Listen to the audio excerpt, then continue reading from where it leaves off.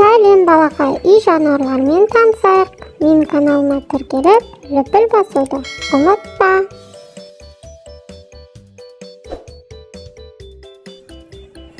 Жылқы,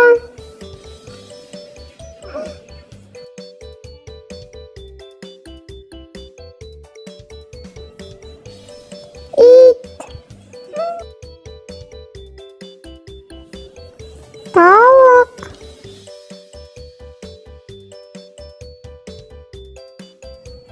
сиыр,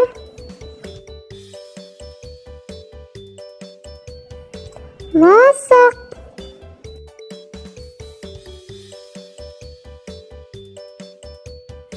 ел,